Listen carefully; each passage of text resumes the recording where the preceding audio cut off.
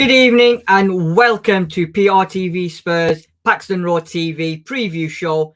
It's game time. It's game weekend.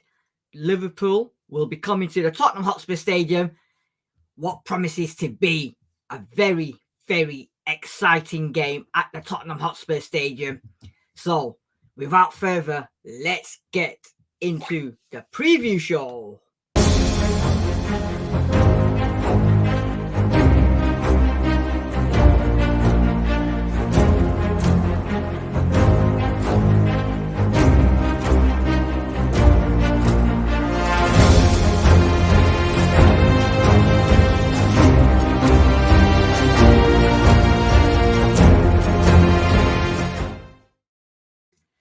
Welcome back.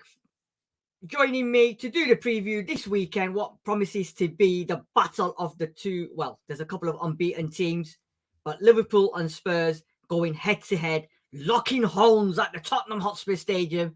And joining me to do the preview is the one and only Sam Spurs for Life and the young maestro himself, Darius 3K. Good evening, gentlemen. How are we this evening? Good. Thank you. Good. I'm feeling good. I'm feeling happy.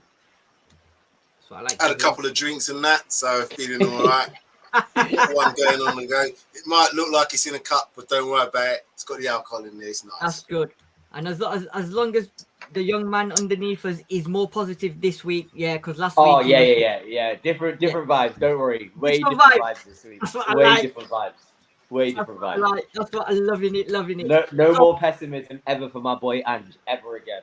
That'll be. That's good. That's what I like to hear. How's your week been, guys? And most importantly, how do you think everything's been going on at Spurs? We'll talk about the injuries. We'll talk about the teams. But in general, good week after the North London draw last week.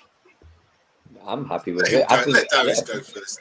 Yeah, I mean, I've not much to say. I just think it's more interesting looking at how the rival fans have reacted as opposed to Spurs fans, because, you know, again, I spoke for myself last week. I did think we were going to lose, but I did always hold the point that we were going to perform well, and perform we did, and get a result we did. May have not been a win, but again, when you haven't won at the Emirates in 13 years, you take a draw. And also to perform, you know, in the second half and, you know, for the last 15 minutes of the first half, pretty much better than them at their own ground.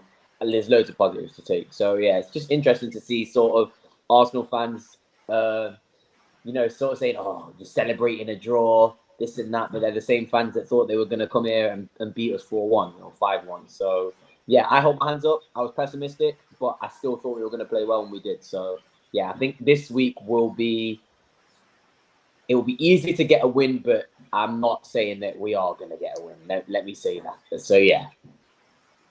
Fine. He's keeping his under wraps. He's keeping it all under wraps. We'll wait for the predictions.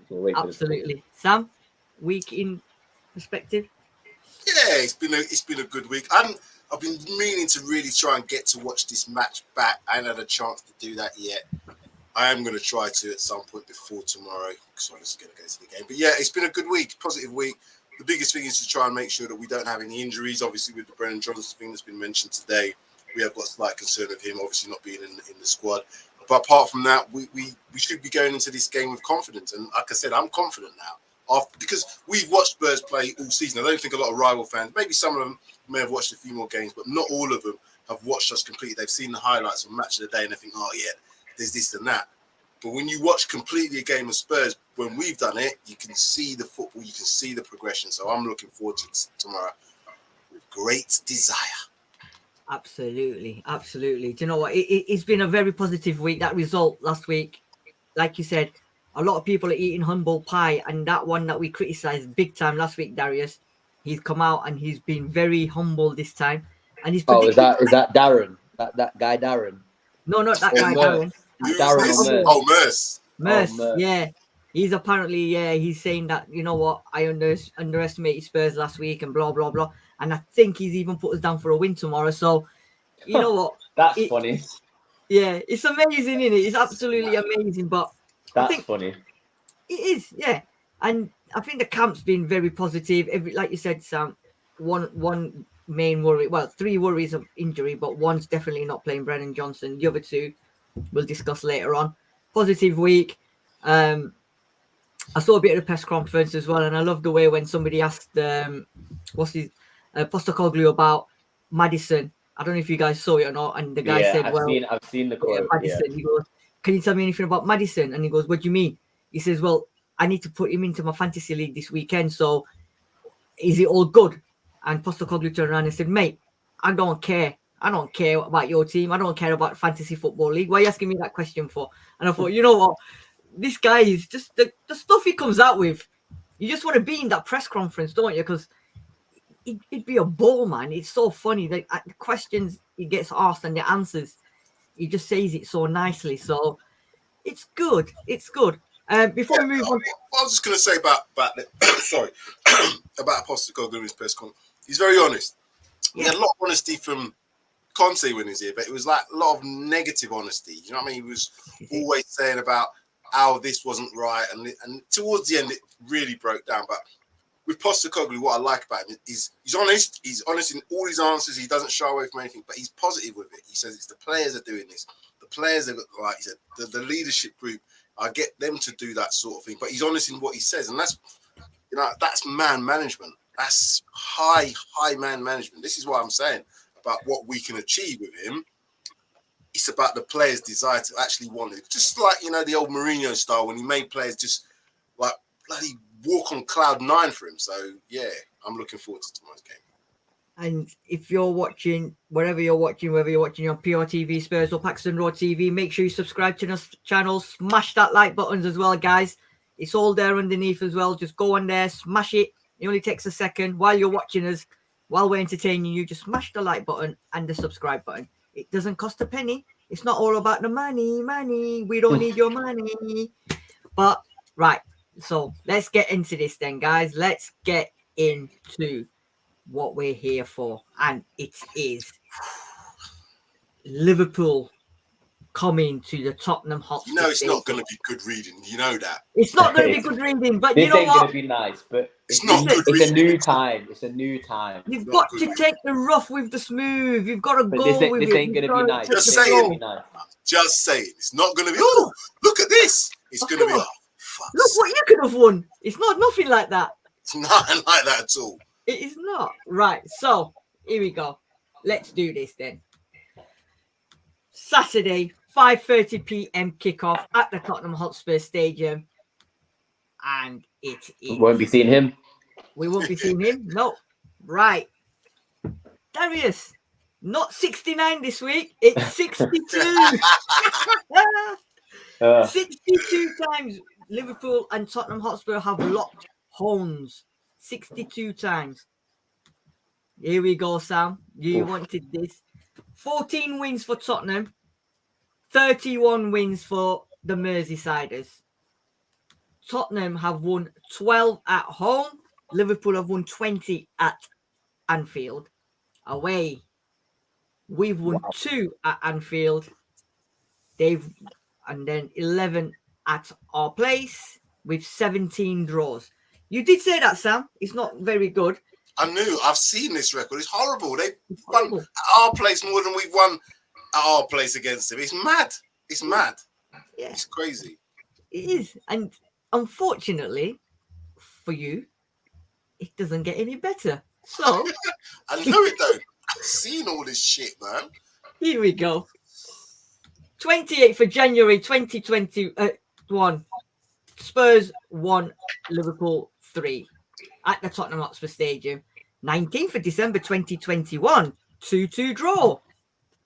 7th of May 2022, 1-1 draw at Anfield. 6th of November 2022, 2-1 to Liverpool at the Tottenham Hotspur Stadium. And then 30th of April 2023, 4-3 to Liverpool at Anfield. Darius, 2 draws, 3 losses in the last 5 games. Yes, I'm here. I'm still here. And I'm going to put it onto the next slide as well. At the Tottenham Hotspur Stadium, we lost 2-1. we've drawn 2-2, we've lost 3-1, and he's gone. And unfortunately, like last time, 22nd of October 2017 was the last time Tottenham Hotspur beat Liverpool. 2017 Harry Kane double, Son and Dele. So there we go. We just have got a horrendous record against Liverpool. Darius, talk to me about this record. You're gonna have to add him back on now. There we go. Sorry. You know what's so bad? I'm trying to rack my brain to even remember these games, and I really can't. These games don't really sit in my mind that much because I assume that Liverpool are going to beat us most times. It's kind of crazy. I can't really call Liverpool a bogey team because they're better than us. So it's they're not a bogey team. But even with City, even recently with Chelsea, Arsenal, we've won at against those teams. Seems like home and away sometimes, and it's evident here. We may not always win, and obviously the 4-1 is great, but that was 2017.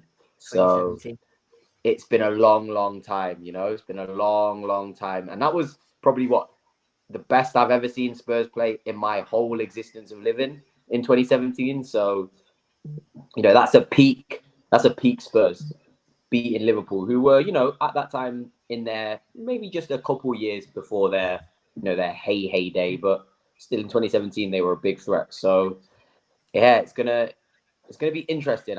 However, I do think given the managerial appointments, or sorry, should I say, given the managerial positions and who we have in charge now, and the way that both managers play football, there could be an opportunity, should I say, to maybe turn this hoodoo team or this hoodoo fixture into maybe a fixture that we may end up celebrating. So if there's any time I'm actually a little bit confident to go into this fixture, this may be the one time since 2017, to be honest with you. Do you know what, Sam? I'm going to come to you in a minute, but have you? I'm assuming both of you have seen Fast and the Furious, yeah? I don't like that. Never seen it. Don't like that. Never seen it? I've seen You've a couple seen it, Sam, and they're terrible. So no, never seen it. No, never seen it. But you know what happened with Paul Weller, don't you, when he died, and then they bought that. Unfortunately, yeah, of course I've seen that one. And then they bought that song out. Do you remember the song they bought out? Yeah. Well, it's See you again. Yeah, but it's got to be us one, innit? It's been a long time since I've seen you again. It's about time we won 3 points at Liverpool, isn't it? Because we need to. You know what I mean? It's been a long time without you, my friends. Because it's about time we got 3 points at against these lot. Because I don't know about you, Sam, but all my years I've supported them. I've seen us when we won. Klinsmann scored a winner in the cup.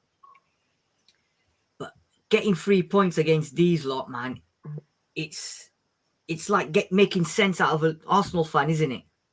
It's never happened. It's tough. I've been up to Anfield once to see the game there. It's great atmosphere. Like I said, you get caught up in that. So I can understand if the record was poor at Anfield, because it's a hard place to go and play football for any team, absolutely any team. That game, I remember that 2017 game that we won. The last couple of games that we've seen, though, a good point's been made. There's been some real proper individual errors made in some of the games. I think that Dyer made that error in the last game against them when Salah then scored that, made it 2-1. We was at the game anyway. I was like, oh, God, here we go again. The good thing is, I think, touch wood, that those sort of players are not in the team to be able to make those mistakes. What I hope that we can do is keep on with the confidence that we've been playing with all season. In the 6 games that we played, we've been the better football team. I don't think there's any game that I can think of where we've not. Yeah, we've had spells when we've not been the better team, but over the course of the 90 minutes, 100 minutes, whatever you want to say, I think we've been the better footballing team in all 6 games that we've played. I can agree. The last one. I can agree. So if we can keep that side of things going, particularly at home. They always say, it's a bit of a cliche, the result should take care of itself. But we know how football works. It doesn't always work in that way. I just want to see us play the football, reduce the number of errors that are created for Liverpool, because we know that Liverpool are going to be good in that final third. So if you make mistakes in that final third and they capitalise on it, they're likely to score from it. got to reduce that, but take our chances as well. I know what I think my scoreline is going to be, but I'll wait till the predictions for that. But yeah, we've got to take it to them in the same way we've been taking it to every single team this season.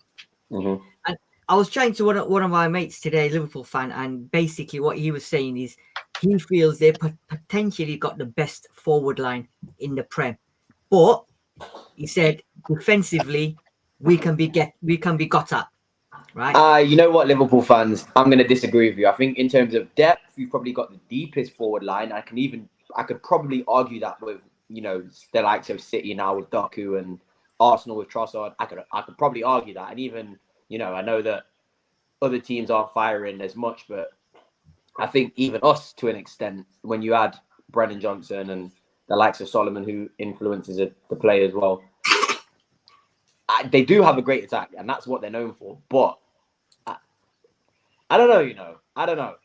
I'm not sure. I feel like if you take certain players out of that game, if certain players don't have a good game, and again, they're 17 games unbeaten, they're 3-1 FC at the moment. I think they've won like 3-1 how many times in a row in this season?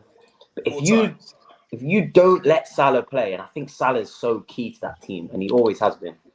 If you don't let Salah play, I don't know where Sabazla. It's going to have to come from midfield, but I'm confident in our midfield to actually deal with them. So yeah, I've been playing a lot of when Trent was playing, they were playing a lot through him in that deep line, almost like in a centre back role, spraying the balls. But that's for certain teams who gave him that space and time. If we don't give him the space and time, they won't be able to play that game. And this is why I say I'm not discrediting Liverpool at all. You know, to go 17 games, I know it's including last season as well, unbeaten. They probably are the form team, you know, secretly are the form team in the league at the moment. You know, they're second place, haven't lost.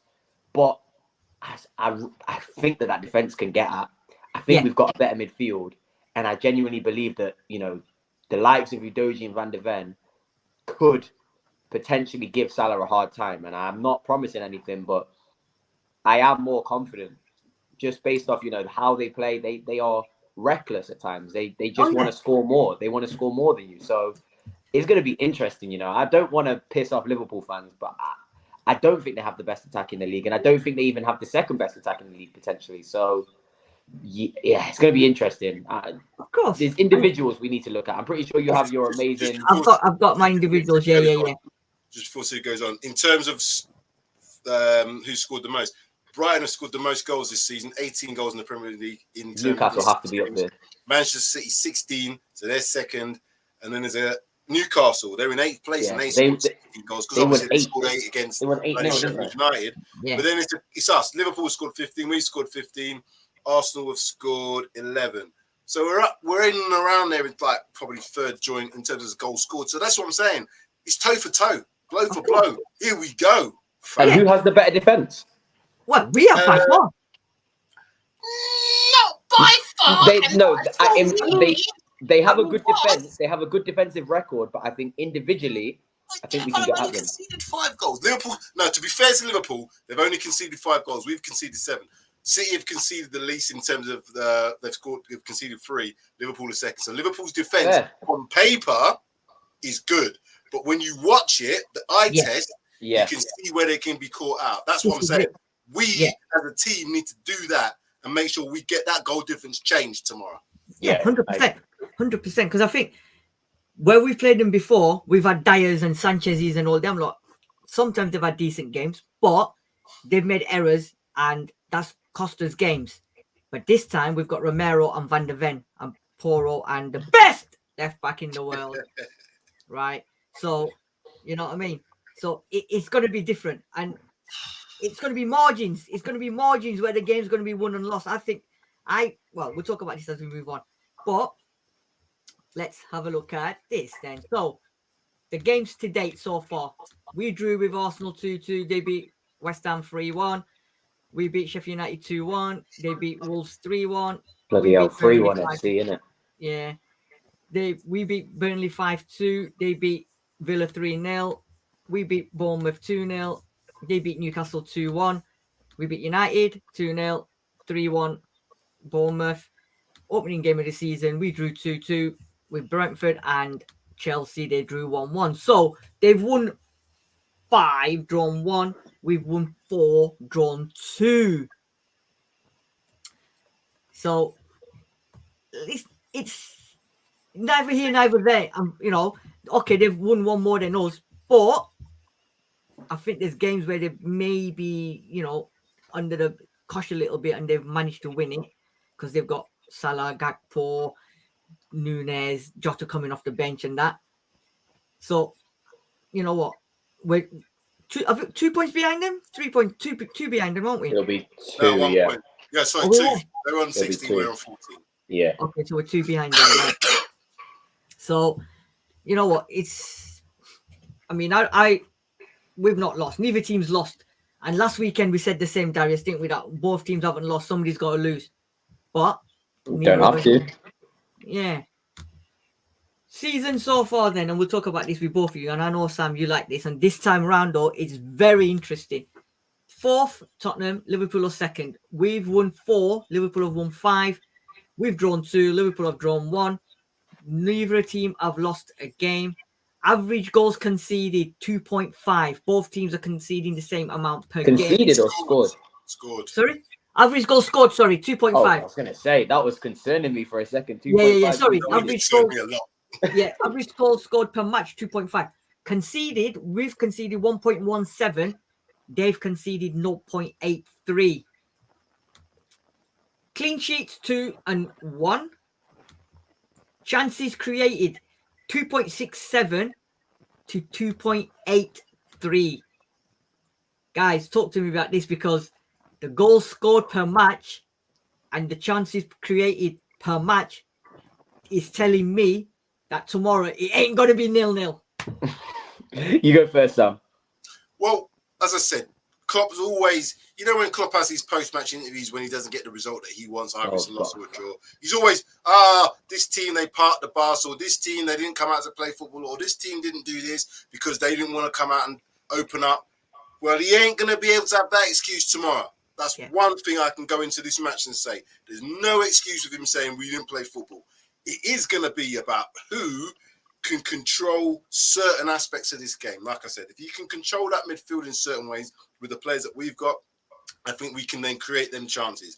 The same goes for Liverpool. How they're going to create their chances, is it going to be from a deeper position or is it going to be through their midfield? SUBSRCRIBE, McAllister, who else is in that midfield for them? I don't know. It'd who be Endo or maybe Curtis Jones. It's Endo, kind of changed up. So it's going to be all about, you know, how the team works out the weaknesses of the other team, but how they can capitalize on their attacks. I think it's going to be a lot of transitioning. I think it's going to be a lot of 100%. Defense to attack, attack to defense, blah, blah, blah. And it's going to be that sort of game. I do think there's going to be times when we will take control. But again, I always go back to it. That first goal is so important. So important because we score the first goal. The home fans will be up for it. Everybody will be like, yeah, depending on when you score. But then it changes Liverpool because then they have to be a little bit more attacking because they don't want to lose this game. They have to come out. And as I said, Liverpool, I think at this moment in time, there are some suspect areas in their defence, although the stats don't show that. And that's what we've got to capitalise on. So we get the first goal. I think we can go on and, I'm not going to say comfortable win because my prediction will say that, but I think we can go on and win this game. Darius? Yeah, I think I pretty much agree with everything Sam said. It's interesting. You know what? If you look at it, Liverpool probably the most similar team to us in terms of how they play and how we play. I think, you know, there's a disregard for, it's not a disregard for defending, but it's like the mentality of both managers is if we score 4 goals and you score 3, we've won the game. So I think both managers won't care about necessarily conceding. And that's what will make this game, you know, the cliche, it's a basketball game. I think you'll probably hear that a couple of times from the commentators because it's going to be back and forth. It's literally going to be a game of breaking presses and transitioning effectively and quickly. That's why I'm a bit worried because the likes of SUBSRCRIBE, who is so magnificent with his ball distribution, he'd be able to find himself on a half turn and distribute that ball out wide to Salah, distribute that ball out wide to whoever's playing on the left wing, be that, you know, Gakpo, Nunez dropping out wide. That's what worries me. We have to be on them. We can't let them bypass the press. And that's why Bissouma is so incredibly important to this team and this game specifically, because if he can stop those, transitions from Liverpool and break down that play, I think then we can turn on them very quickly and really catch them on the, counter in the counter, as you say, and really catch their, their defense out of shape. As you can see, both teams, well, not as you can see, but, you look at the results and both teams do actually concede first quite a lot. So, again, Sam, you're right. It will be important about who scores the first goal, but at the same time, I don't think it is going to be important about who scores the first goal.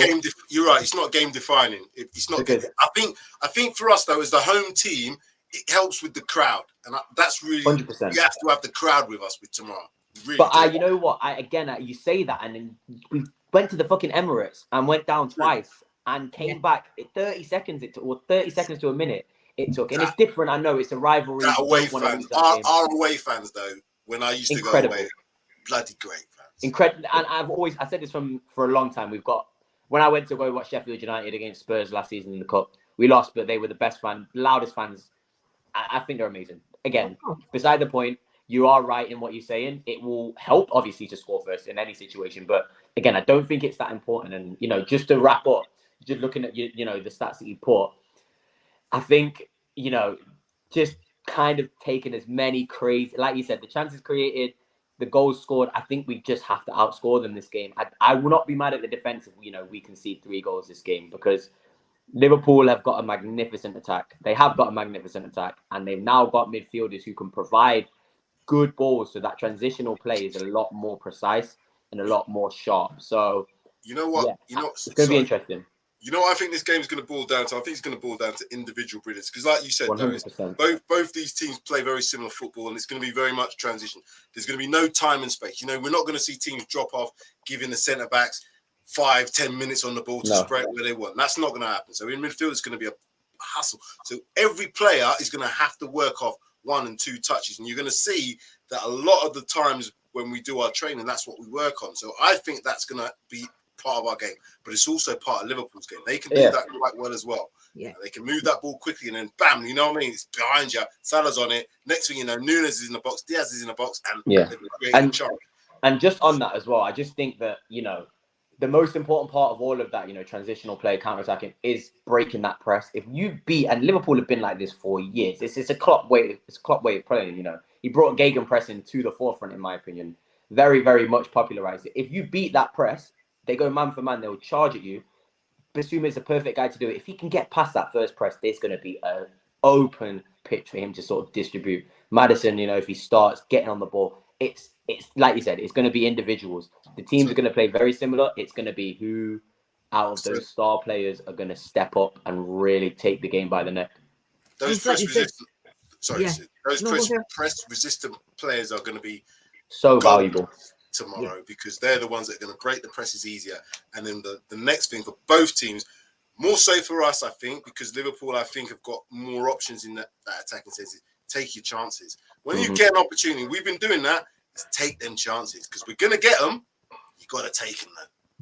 Absolutely. And I think it's like you said as well, both teams now are conceding first and they're coming back constantly. Liverpool, how many times have they come back in the last 10 minutes to win the games? I think they've conceded first last 2 games or last 3 games that they've, I think three or 4 games they've conceded first, and then they've left it late, and then they've come back. And once they get that first goal, and they've done it to us as well, once they've got that first one, within 5 minutes they've got the second, and then they've wrapped the game up. So tomorrow it's just going to be, I mean, it's on Sky, isn't it? So yeah. I hope he's not commentating because obviously. You know what? I can't lie. I love when Gary Neville. It's so funny. It's so funny. I love it. It's great.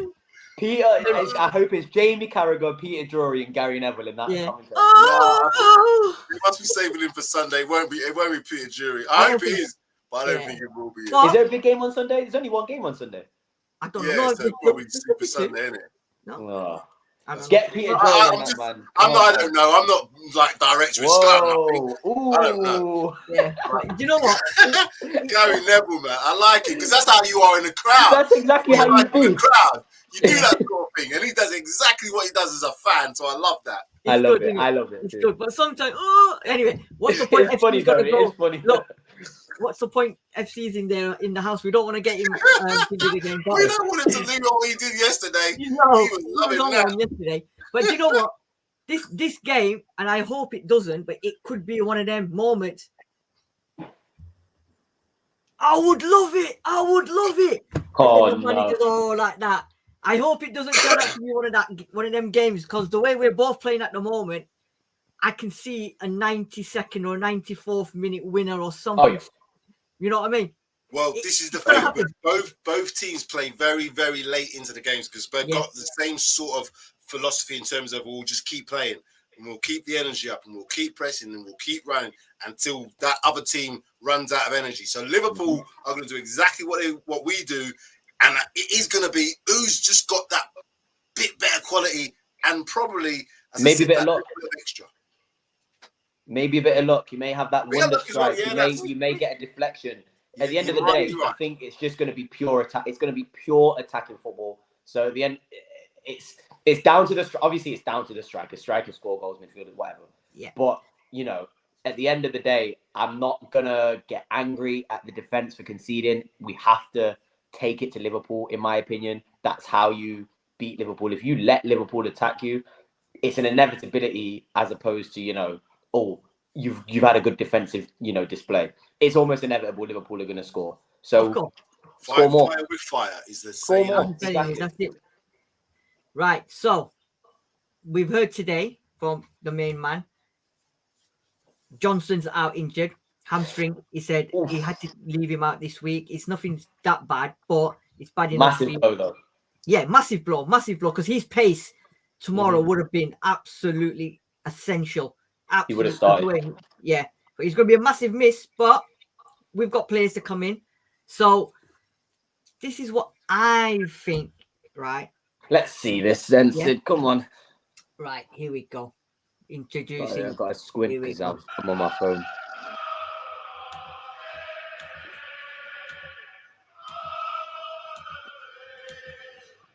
I think we can all predict that back five now.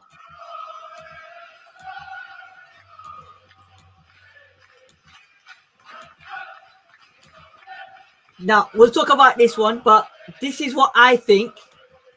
Right now, let me give my reasoning, and then I'll ask the pair of you. So I think, right, tomorrow, if we bring in Richarlison, can do a job on the left, and then we can swap in with Son if need be to bustle Van Dijk and Matip, whoever's going to be playing in that middle. So I think them two can swap around. I know he's not going to go with Richarlison. I know he's going to go with Solomon, right? But I will take the gamble tomorrow because I think, and we're playing Liverpool, right? Being ex-Evertonian as well, he'll be pumped up. But and they hate him as well. Them Liverpool man hate him. Now, I agree with all that sentiment about him being against Liverpool, all the rest of it. But just like what Arsenal did last week when they put Jesus out on that left side. Now, Jesus can play out on that left, but the best position that he's been playing at Arsenal was down the centre.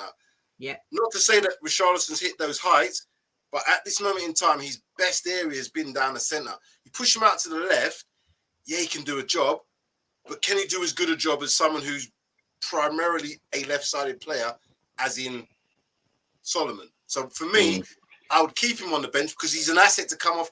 20 minutes left in the game, 25 minutes, when we're playing like 95, 100 minutes, he can then come on and give them Liverpool players a bit more grief. If you start him, I just don't think you're going to have as much intensity if you can bring him up. That's in my opinion. Like I said, I don't think he's a real left-sided player anyway. Personally. But then you can put Son there and put Richarlison up top. That's what I'm saying. I don't think he should do that either. Yeah. It's interesting. I actually think we've got all different opinions. I personally, I think Richarlison could have an impact in the game, but not starting. Yeah. I'm looking at if they're going to start Trent. Now, if they start Trent, I want Solomon or Son on Trent because I know they're going to cook Trent. Yeah. And if you've got the likes of, and this is why I'm very conflicted because I'm like, all right, play Son out wide, but then who has to go up front? It's probably going to have to be Richarlison. So in my opinion, I'm starting Son up front and Solomon out wide because the trickery of Solomon versus Trent, I think, is going to be much more, potent than Richarlison. I think Trent think is not a good defender, and he will not occupy defensive areas because he will be told to go and move into the middle like he does in his new role, or he will get forward and try and create chances. So Solomon in that area, Trent tracking back, Solomon, on the counter-attack in transition, I think he can get, it'll be very similar to the Burnley game. He was very good in that Burnley game in the transition when he got the ball. I think he could do damage. And then, like you said, 60 minutes, 70 minutes into the game, you move Son out wide to the left. Trent versus Son is a nightmare matchup. I don't think Trent wants that because Son can go both ways. And Trent isn't a defender who can, he's not a good jockey of the ball. So I think personally, I would like to see Solomon, Son, and then, Richarlison come on 60, 70 minutes into it, move Son out wide.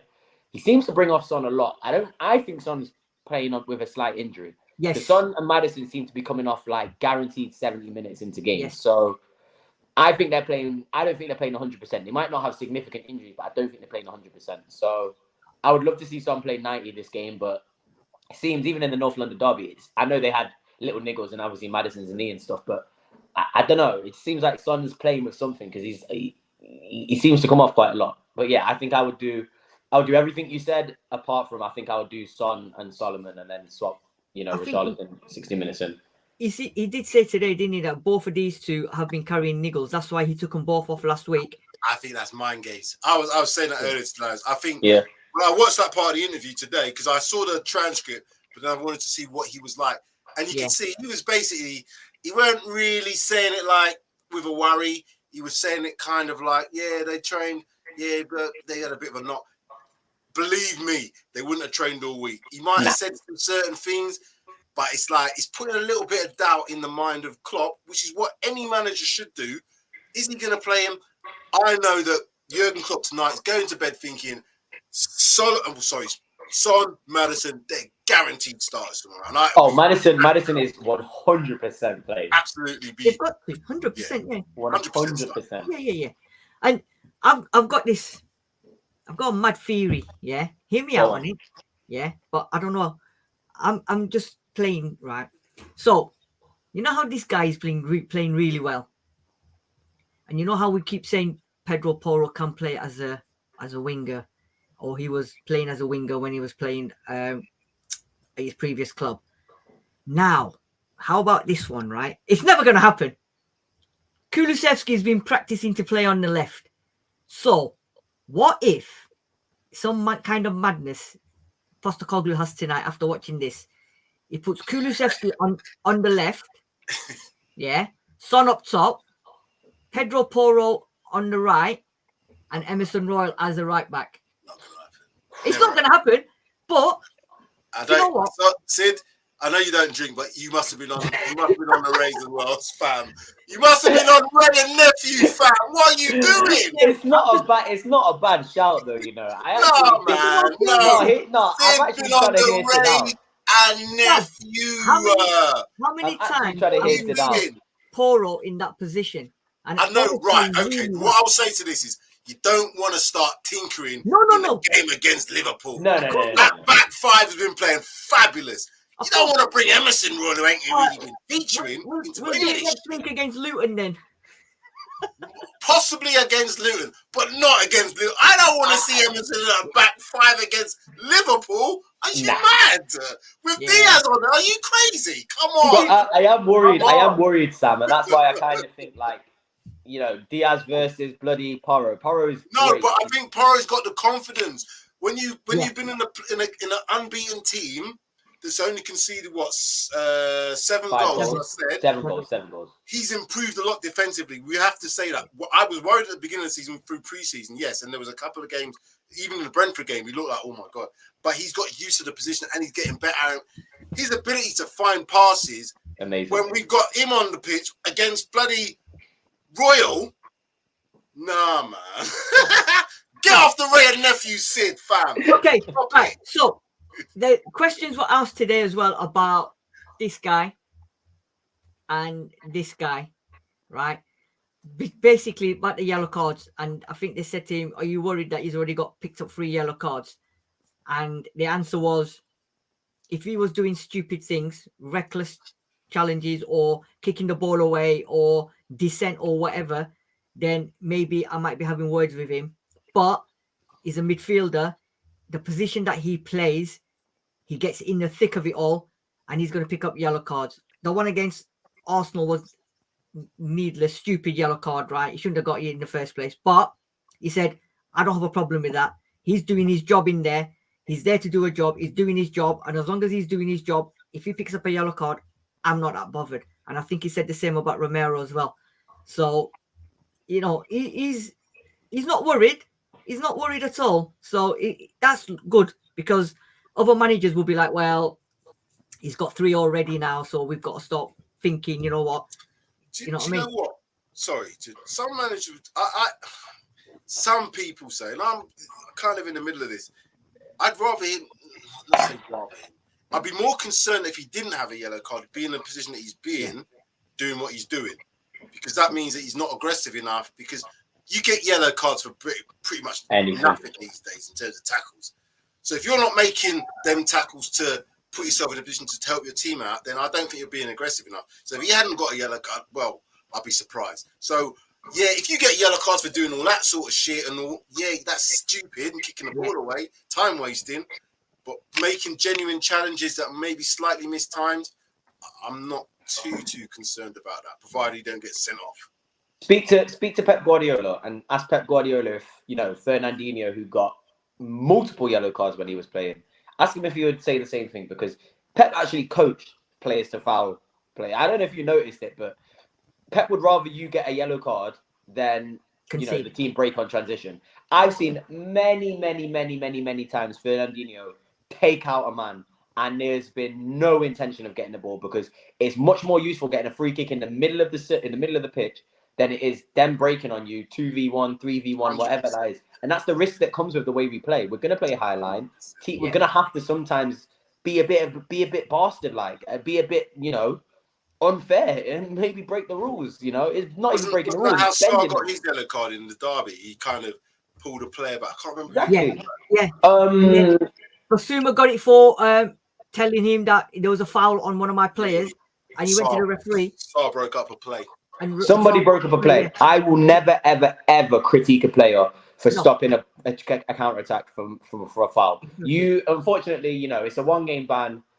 Okay, deal with it. It happens. I get that. It's annoying. But like you said, Sam, the position he plays in, I would be more concerned if he had 0 yellow cards. And also, especially with with Basuma and Romero, if you try to take those sort of, you know, that out of their game, the aggression, the wanting to battle and work hard, it's going to change them as a player. If you take the aggression out of Romero, you tell Romero, you need to ease up because you're going to get suspended.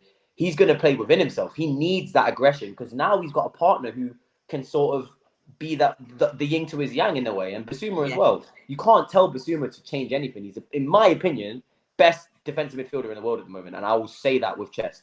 And the stats can back it up as well. So you can't take anything away from their game. The aggression just comes with how they play. I would much rather see them do it. The last thing about that is, I was going to say, the last thing about that is, when you have the ball more, you're less likely to concede that sort of rash challenges. That's why City, having the ball so much, they get caught in transition, but it's when you're having to defend all the time and you've got 30 to 40% or even less possession than that, you're having to make them challenging. When you're controlling the game, controlling the tempo, controlling the possession, it's the other team that's going to have to press you to make, and they're the ones that are in the risk of making those fouls and getting it missed time. And with the way that we pass the ball around, we're actually encouraging players to do that.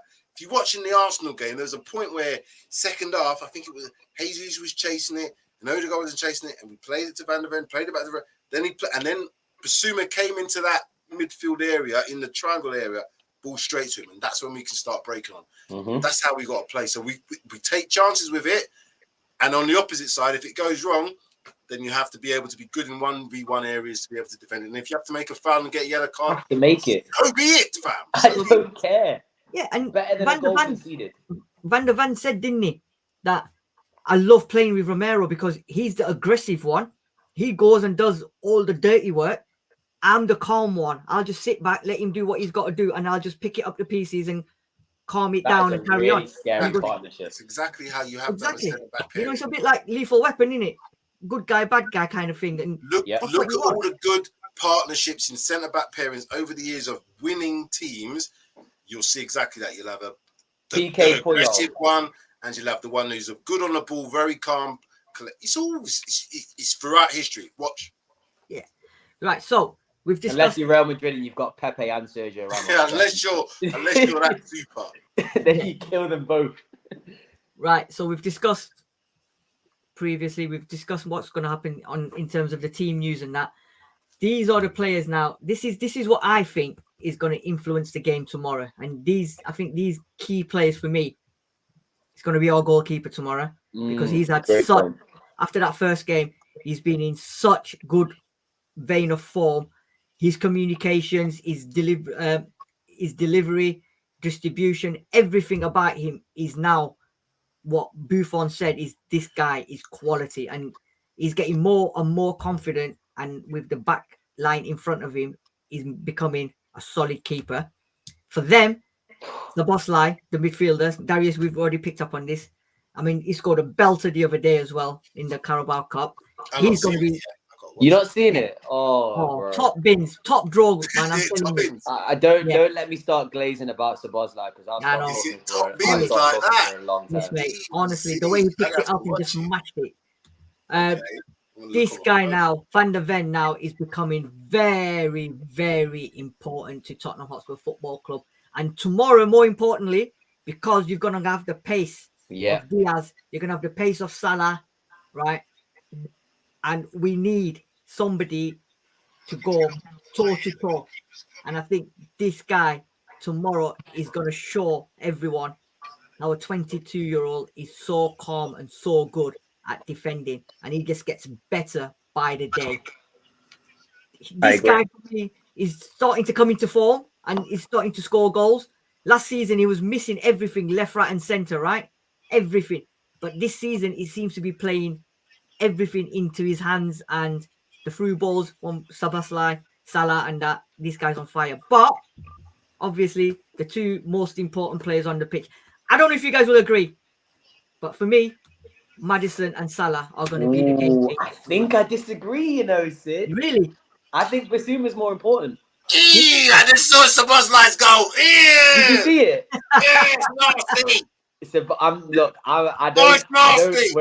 We're at 48 minutes.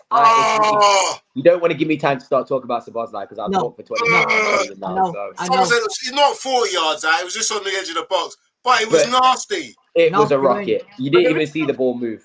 Yeah, the reason I'm saying Maddison, Darius, and not Bissouma is because I know what to expect from Bissouma. Bissouma is going to destroy their midfield and pick up the ball.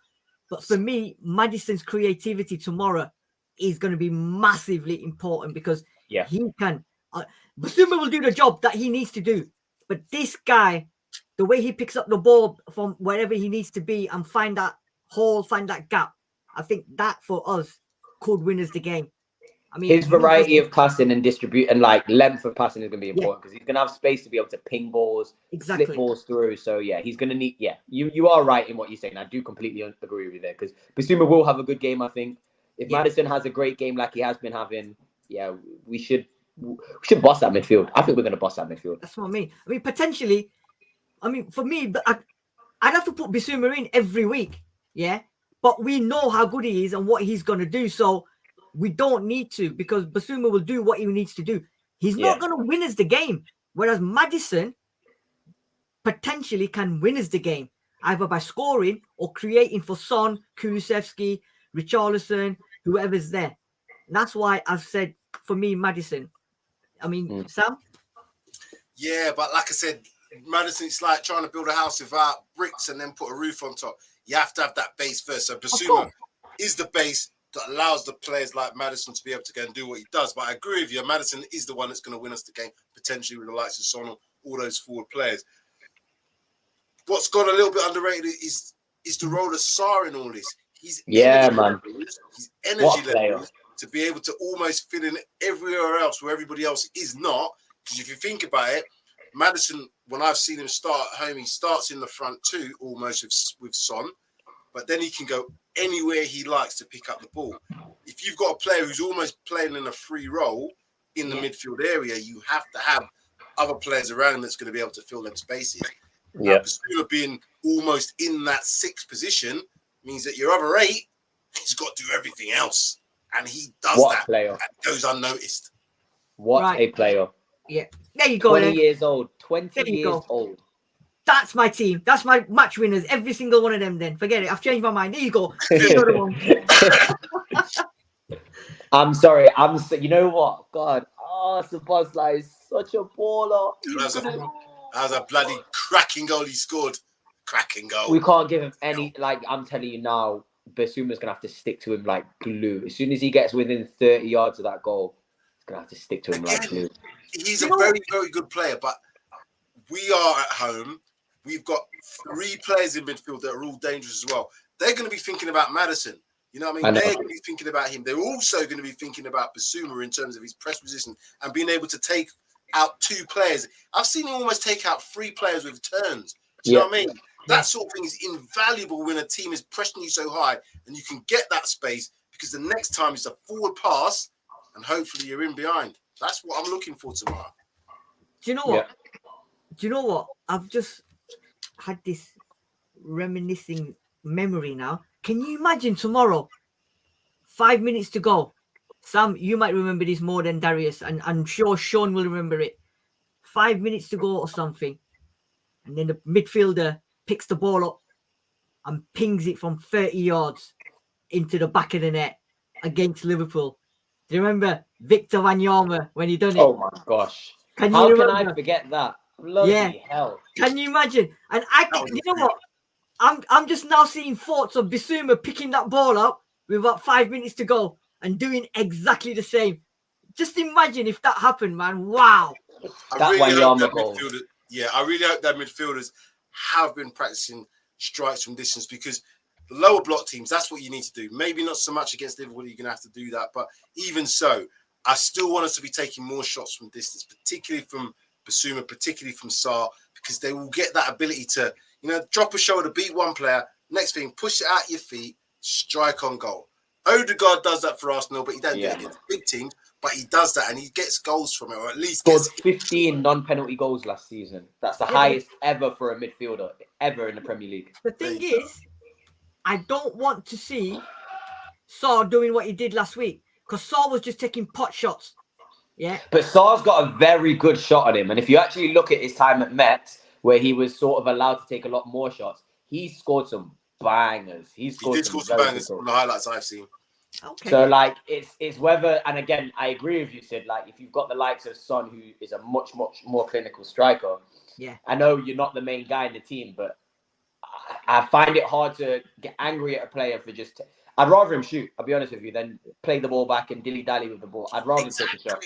And I think he's got the confidence to do that now, isn't he? He's doing that, he's 20 years old, let him... Yeah, he's doing that. At the end of the day, we're creating so many chances. You put it in your stats, 2.63 chances created a game. We did have the most shots in the league before the Arsenal game. Probably changed now, but we've got enough creativity and we make enough chances for me to actually say, you know what, if we have to sacrifice a few long range shots, if it goes in, we'll be screaming and we'll be like, he's the greatest player or whatever. If he misses, oh well, we're gonna probably create 5 more chances in that game. So they might be coached not to shoot. They might be coached to try and find that through goal. I don't know. It just seems a shame that they get them opportunities and they don't take them. That's just the thing I would say about it. Yeah. Right. So let's have a quick couple of comments and then we'll go to the prediction. We can't afford to make the same mistakes like we did against Arsenal by turning over possession. We'd be punished, Liverpool or ruthless. This is what I said after last week's game. If we allow them the possession and we don't turn them over quickly, Liverpool are one of the teams that can come back and be ruthless and take them chances. That's why, like we both said, and you said it as well, both of you, we've got to be ruthless. We cannot allow them that opportunity to get bypasses to create chances, because these lot, you can't give them 2 chances because they'll take them.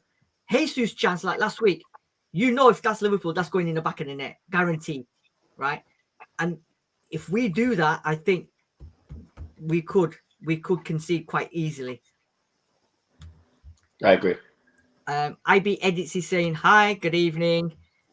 Good Beats is saying, Basuma is the key. Against Arsenal in the first half, he was poor, but he drives like he can against Liverpool. Is going to be bossed at midfield. Sean, our very own Sean, is saying tactical fouls is an art. Think Eric Lamella. True.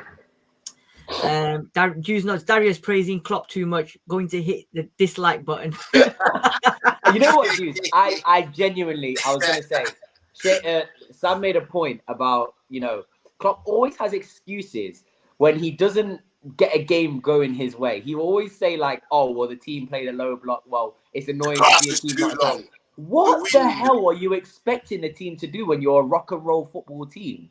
Do you want them to just say, you know what, Klopp, here you go. Have 30 yards of space for your players to run into. They're expected to play like that against you. So I'll be honest, Jude. I'm sorry for being so positive. They are playing very well, so I have to give him the credit. But I actually don't like Klopp at all. I used to like him. When he was at Dortmund, I thought of him so highly. And every single year he's been at Liverpool, I don't like him. Don't like him anymore. Especially with what happened. Remember last year when he got all in the fourth official's face and bust his hamstring against us. Yeah. You don't have to like losing. You don't have to like losing, but he's a bad loser. He's a bad loser. The grass was too long. The wind was this. The referee did that. VAR did this. Everything. He always has an excuse. He's a bad loser. He's got no excuse. But I'm going to see what he says tomorrow. That's all I want to see. The train strike. Just like if our first team is healthy, as our depth is not that great, we can turn Liverpool over. This is it, you see, and both teams like to play till 90 minutes plus, so it's going to be a very, very interesting game. Kevin Gonzalez is saying here, we have to score in the first 20 minutes. I don't necessarily agree with that. I think we can now score whenever we want, I think, because we've now got the players to do it. Agree, guys? I agree. You know what? I don't know. To be honest, because I think it's going to be such an open game, it might not matter who scores first. Yeah. It does matter when you score, though. Because like I said, if this game is like, deep into the second half and it's 0-0, if it's going to be, and then they score late on in the game, I don't want to be behind them too late. I want to get the first goal. At least you've got something to hold on to. And even if they score, it's a draw. That's what I'm saying. The first goal is so important for that. Yeah. At least when you're chasing a win. Yeah. Hope Klopp is happy tomorrow the way we play, because last season he was mourning about Conte ball. Well, he's gonna mourn about Ange ball then, isn't he? Because he's gonna be too good for him tomorrow. He's gonna love it. And the thing is, if he wins, he'll love it. And if he wins, he'll credit Tottenham. He'll be like, "Oh, Tottenham are fantastic team." Yeah, exactly. Because they'll play the way we want to play. But I hope we beat him. I really hope we beat him. And Sean Hurl, our very own, and says, "Don't stop at one goal. Go for the second. Put the foot on the net. Twist it and twist your foot as well." Right, guys. That moment in time where we predict the score, and everyone in the comment section, please put your scoreline in for tomorrow. Who's going to win? Is it going to be a draw? Oh, God. I'll start with you, Darius. What is your prediction for tomorrow? I'm sorry, Sam. I think me and you had a discussion earlier on about our score predictions. So, because I'm going first, it's going to look like you copied me, but I will give you credit. You did say this first. So, I am not going to go for a Spurs loss, guys. I hope you can all give me a round of applause in the comment section for that. I'm actually more confident this game than the Arsenal game, just because of the way we play, personnel on the pitch. I'm going to go 3-2 Tottenham. I think it's inevitable that Liverpool are going to score 2 goals, as shown throughout, their season. But I also think it's inevitable that we're going to score 2 goals. So 2-2 minimum, and I think we're going to get a win. I really think we're going to get a win. I've got a good feeling. I actually have a good feeling in my body that we're going to win. So 3-2. If you want goal scorers, I will give you Son, Double, and Kulusevski. Son, Double, and Kulu. Oh, very good, very good, very good, Sam. What you saying? Yeah, the 3-2 scoreline was what I was kind of thinking. But you know what? I'm going to even go a little bit more balls out here. I'm going to go even more balls out. I'm going to go 3-1 tomorrow. I'm going to go 3-1. 3-2's in the background. Don't forget that one. I have said 3-2. But I'm going to go 3-1. The reason being, Liverpool might not. I think we're good defensively. Even though we give up chances, I think we're good defensively. Being at home, I just think we're just Liverpool might come there a little bit phased by things. You know, we go to Anfield and we get a little bit phased. Maybe they may. I'm not saying they will, because they've been to our ground plenty of times and won and not lost, should I say. But I think it's a different environment. Certainly the start of the game is different. I don't know what you feel, Sid, but even at the beginning of the game with the crowd singing and everything, it seems like we're more up for the games. And that's an Anfield type thing. You know, that you want that in your stadium. So I'm going 3-1, and I'm going to go with Son. I'm going to go with Maddison. And I'm going to go with Papasar. Wow. Wow. Yeah. Wow. Okay. Jews Nazi saying Spurs 2, HMS. Oh, okay. Pedro Porno. I know, Pedro Porno. Prophet 1 with a dodgy ref or VAR decision. Oh God, I can see that. Good Bits is saying, I'd love to break this hoodoo tomorrow by beating Liverpool, but I'm going with 2-2. Kevin Gonzalez is saying 3-2 Spurs with Richarlison will score with a late winner. The point about Richarlison, though, is a good point about him, obviously Liverpool and him being Everton. So bringing him on late, he might have that sort of desire. Yeah. And our very own Sean Hurl is going 4-3 for Spurs. That was my original prediction. Wow. But I think seven goals would be 7 goals is a lot, man. Too many. Seven goals would be a lot of goals. Yeah. So I'm saying, right, here we go. Listen to this one. You like this one? Not a lot.